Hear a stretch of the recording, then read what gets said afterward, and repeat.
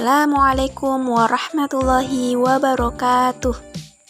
Adapun tujuan kami membuat video ini adalah untuk memenuhi tugas mata kuliah pengembangan materi PKN. Perkenalkan, kami dari kelompok 1 dengan anggota 2 orang, yaitu Agus Vina dan Ummu Hasanah.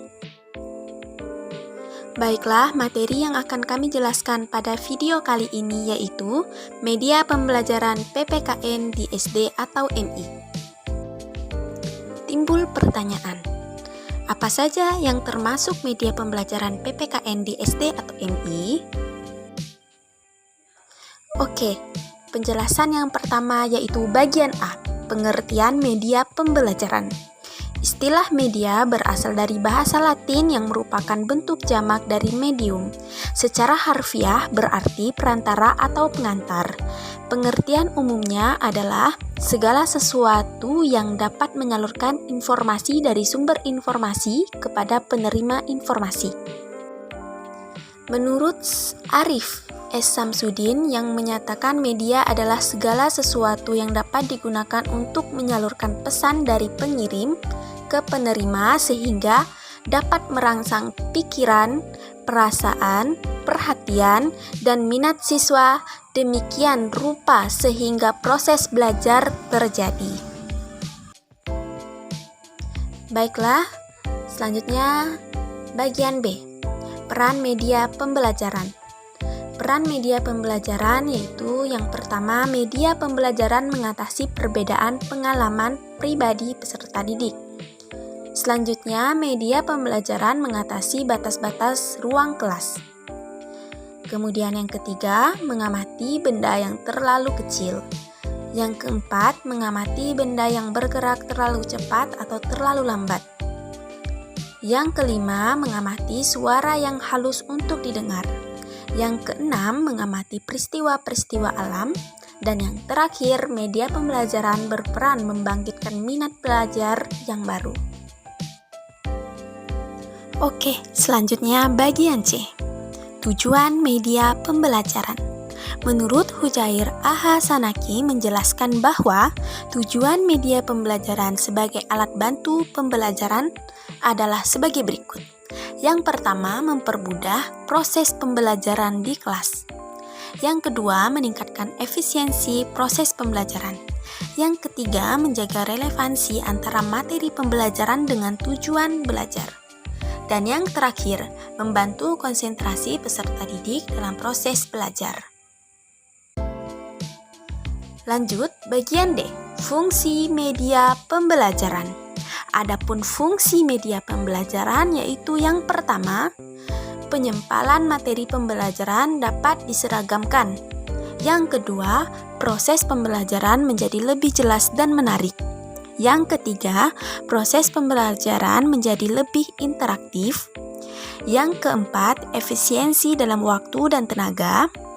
Yang kelima, meningkatkan kualitas hasil belajar peserta didik. Yang keenam, media memungkinkan proses belajar dapat dilakukan di mana saja dan kapan saja. Yang ketujuh, media dapat menumbuhkan sikap positif siswa terhadap materi dan proses belajar. Dan yang kedelapan, mengubah peran guru ke arah yang lebih positif dan produktif. Baiklah, yang selanjutnya E, kriteria media pembelajaran. Dengan memperhatikan dengan adanya begitu banyaknya media pembelajaran yang ada, maka diperlukan suatu pemilihan media kriteria pembelajaran tersebut, yaitu pemilihan dan penggunaan media pembelajaran harus dilaksanakan sesuai dengan tujuan dan materi pembelajaran yang akan disampaikan. Kemudian, pemilihan dan penggunaan media harus disesuaikan dengan tingkat pengembangan peserta didik.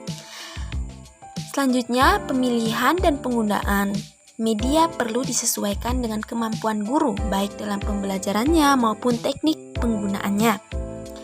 Kemudian, pemilihan dan penggunaan media perlu menyesuaikan dengan situasi dan kondisi daerah setempat serta waktu yang tepat. Kemudian, yang terakhir, pemilihan dan penggunaan media perlu memahami karakteristik media itu sendiri. timbul pertanyaan lagi. Apa saja yang termasuk contoh media pembelajaran PPKN di SD atau MI? Baiklah, selanjutnya yaitu bagian F. Beberapa contoh media pembelajaran dalam pembelajaran PPKN, yaitu ada gambar benda-benda, bagian atau chart, poster, karikatur, komik, media audio visual. Yang pertama, gambar benda-benda. Gambar yang digunakan dapat ditampilkan lagi dalam beraneka cara seperti poster, komik, lukisan, dan sebagainya. Ketika siswa kesulitan memahami pelajaran dengan penjelasan lisan atau tulisan, maka perlu dukungan gambar untuk memudahkan mereka. Terlebih ketika kita menjelaskan tentang suatu benda yang belum pernah dilihat oleh peserta didik. Contohnya, kita menerangkan tentang gambar burung Garuda dan foto Presiden Indonesia yang pertama yaitu Bapak Insinyur Soekarno kepada anak-anak, maka menampilkan gambar atau foto tersebut akan membuat mereka lebih antusias. Selanjutnya yang kedua, bagan atau chart. Bagan atau chart adalah sebuah sketsa abstrak atau gambaran yang menyajikan informasi tertentu. Data dan informasi disajikan dalam bentuk gambar yang memiliki pokok bahasan yang dipelajari. Karena media ini memetakan bahan ajar secara lebih singkat dan agar lebih mudah dipahami oleh peserta didik. Media ini berusaha untuk memetakan bahan ajar secara menyeluruh dan singkat, mulai dari pengertiannya, manfaatnya, contoh-contoh perbuatannya, dan lain-lain. Selanjutnya, contoh yang ketiga yaitu poster. Poster adalah sebuah karya seni yang berisikan gambar atau huruf yang ditulis di media kertas dan dipasang di tempat-tempat umum. Berisikan informasi yang ingin disampaikan pada orang. Tujuan poster adalah sebagai sarana untuk mencari perhatian pendidikan, berisi pesan maupun menyampaikan informasi tertentu. Bedanya dengan iklan atau bernilai komersial, sedangkan poster bernilai pedagogis. Pembelajaran Pendidikan Kewarganegaraan atau PPKN, poster ini sangat mendukung penjelasan mengenai nilai-nilai moral ataupun norma agar dapat dipahami secara lebih konkret oleh peserta didik. Selanjutnya yang keempat yaitu karikatur. Karikatur adalah gambar ilustrasi yang diciptakan sebagai upaya penyampaian sindiran atau kritikan. Ciri yang melekat pada karikatur yaitu adanya penyimpangan proporsi tubuh seperti kepala atau bagian tubuh lain dibuat lebih besar. Media karikatur hampir sama dengan poster, namun bedanya adalah di dalam karikatur pesannya berupa sindiran. Contohnya pada gambar di samping yang menjelaskan maksud dari karikatur tersebut. Selanjutnya yang kelima, komik. Komik atau gambar bercerita merupakan rangkaian panel atau frame bergambar yang saling berurutan sehingga pembacanya dapat menyimpulkan bahwa sebuah cerita secara utuh. Di akhir frame atau panel tersebut, komik juga sebuah cerita dikemas dengan gambar yang berfungsi untuk menghibur para pembaca. Contohnya, komik yang menceritakan cerita yang berisikan pesan yang bisa diambil dalam cerita komik tersebut dan disertai gambar yang menarik minat pembacanya. Selanjutnya yaitu bagian 6, media audio. Media audio merupakan media yang paling canggih di antara media lainnya. Karena media ini merupakan media elektronik yang didengar, media ini memanipulasi pesannya lewat bunyi atau suara. Contoh media ini adalah radio dan tape recorder. Media ini cocok untuk semua jenis pokok pembahasan. Selanjutnya bagian 7, media audiovisual.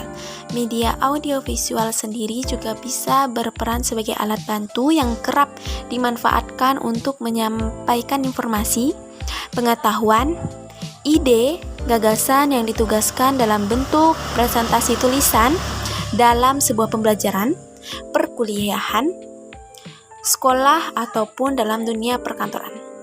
Audio visual murni merupakan media yang dapat menampilkan unsur suara dan gambar yang bergerak, di mana berasal dari satu sumber.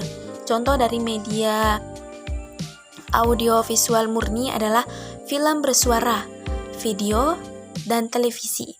Dan masih banyak contoh yang lain. Kemudian ada audio visual tidak murni, merupakan sebuah media yang unsur gambar dan suaranya berasal dari sumber yang berbeda. Contohnya adalah slide atau film strip. Baiklah, sekian video dari kami. Thanks for watching. Wassalamualaikum warahmatullahi wabarakatuh.